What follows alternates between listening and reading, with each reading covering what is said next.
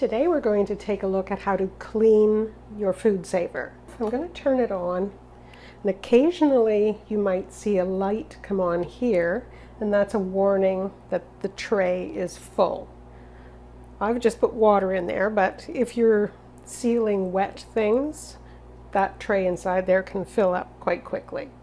So before we do any cleaning, I'm going to turn it off and unplug it. That's what the user guide tells us to do, so better to be safe.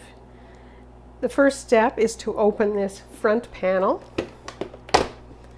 and in here you can see two green buttons, and we're going to press those at the same time and then push back and carefully lower the top part of your FoodSaver.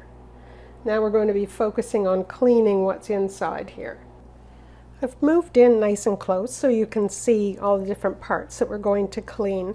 And the trouble area is right here. This is the tray. I've filled it with water so it would show that alert. So we have to empty this. And to do that, there are two little buttons on the side with just a slight hook at the end of them. You're going to carefully squeeze in on those, and then lift it up as straight as you can. You don't want to spill anything.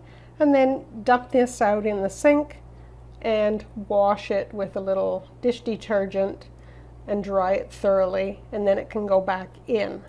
Another area that you want to check is up at the top. This is what's coming down over that little tray. So if you've got a damp cloth, just wipe up here. Get that as clean as you can. And there's another removable tray here. These are the bag detectors. You don't want to pull those.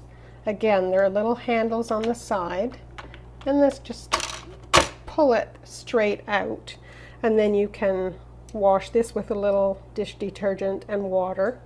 And either of these trays can go into the top level of your dishwasher to be cleaned as well. So once you've cleaned them, put it back in and make sure it snaps in. There's another piece of foam up here. Clean that as thoroughly as you can. There's a gasket around this lower tray, so again, just wipe that off or use a little dish detergent and make sure you get everything dry. And I'm going to dry my other tray and get it back in there. Now if you look at it, there are two little buttons at this end and nothing at the other.